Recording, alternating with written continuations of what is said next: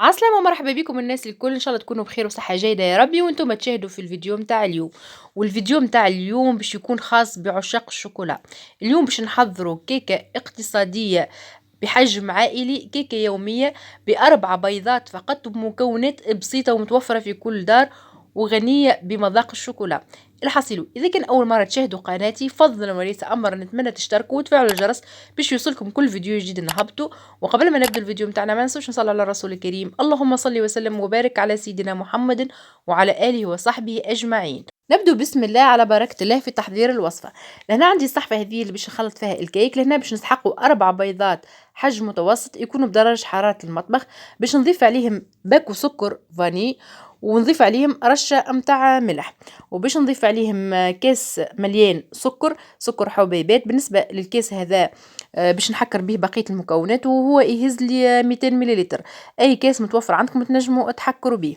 لهنا باش نركض العظام مع السكر لين يذوب السكر ويتجانس الخليط ويفتح، يولي اللون متاعو مايل للبيج فاتح كما تشوفوا. لهنا نتأكد انه السكر ذاب تماما. توا باش نضيف السوائل. عندي لهنا نفس الكاس اللي حكرت به السكر.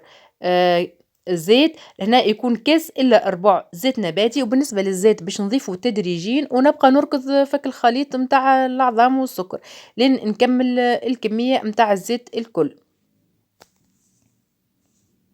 هنا زادا باش نسحقوا كاس حليب يكون دافي، نفس الكاس معناتها حليب مليان، ونبقى نضيف فيه تدريجيا ونبقى نركض في الخليط متاع الكيك.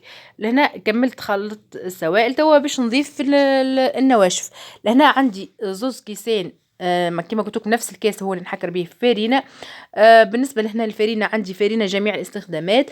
باش نصب الكاس الاول ونغربلها، يلزمني لهنا نغربل الفارينه باش ندخل شويه هواء لفك الكيك، وتجيكم الكيك نتاعكم خفيفه وتجيكم اسفنجيه وتجيكم طريه. صدقوني جربوها انكم يلزمكم الفارينه تغربلوها. لهنا بعد ما صبيت الكاس الاول نتاع الفارينه، لهنا باش نضيف زوز مغارف كبار تاع اكل كاكاو مر يكون نوعيه جيده. ولهنا الكاكاو كيف كيف يلزمني نغربلو كما تشوفوا. الكاكاو فيه الكعابير هذيك. لهنا يلزمنا نحلوها معناتها بمغرفة ونعدوها على كيس صفاية هذيك. باش معناتها تهبط البودر متاعو صافية وتتحل من بعد في الكيك. هنا باش نضيف عليهم زوز باكوات خميرة حلويات. الوزن متاعهم 10 جرامات. لهنا كيف كيف يلزمني زاد الخميرة نغربلها باش نتأكد ان هي ما تهبطش الحبيبات هذيك، وتوزع الخميرة في كامل الكيك.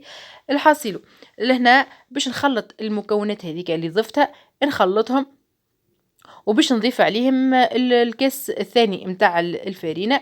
لهنا بالنسبة للكمية متاع الفارينة راهي ترجع لكم حسب الخليط متاعكم، حسب الكبر متاع العظام، وحسب نوعية الفارينة إذا كان فارينة تشرب وإلا ما تشربش. بالنسبة لي أنا راني سحقيت زوز كيسان معناتها متاع فارينة. معناتها جاني يعني القوام اللي حاجتي به معناتها بالضبط.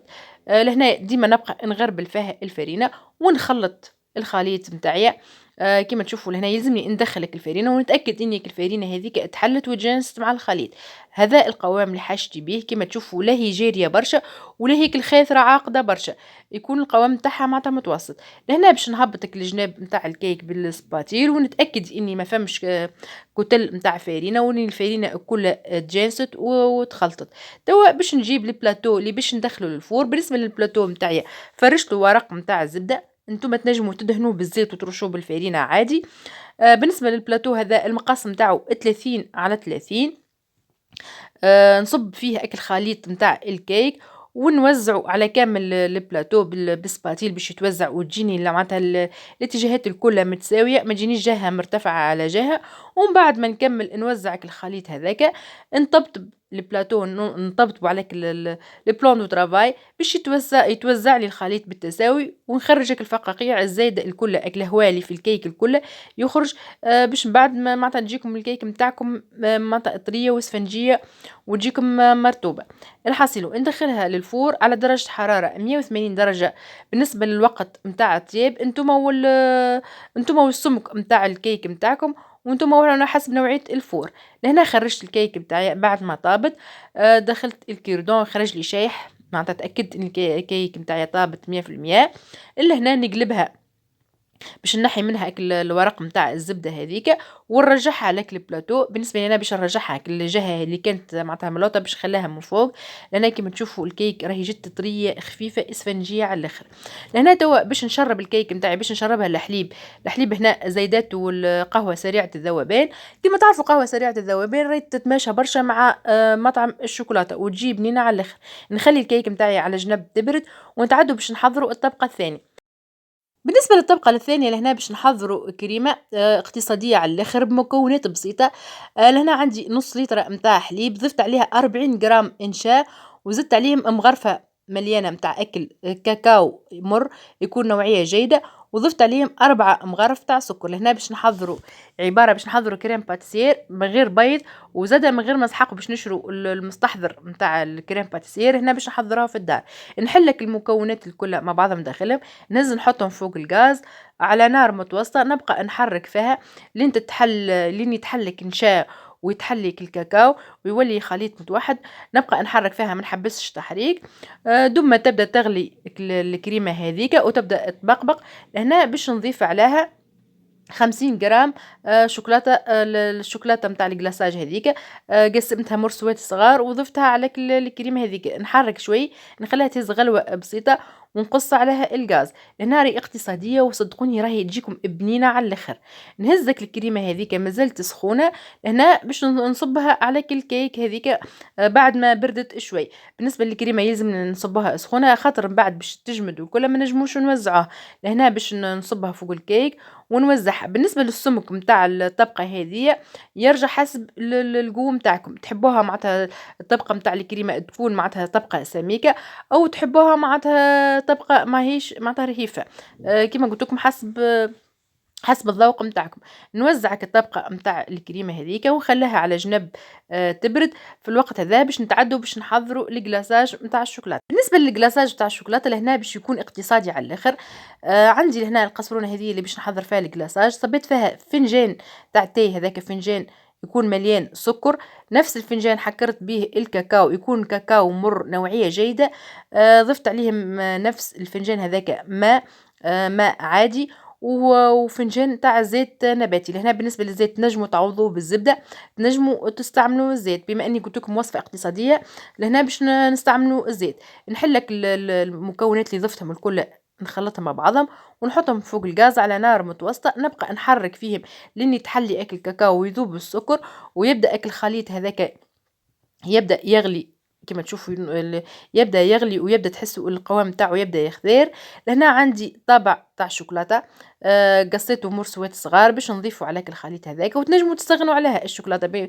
بالنسبه لنا حبيت نعززك القوه نتاع الشوكولاته هذاك علاش ضفته. لهنا دوب ما ذوب لي اكل الشوكولاته نقص عليه الغاز ونحطه على جنب ونخليه يبرد.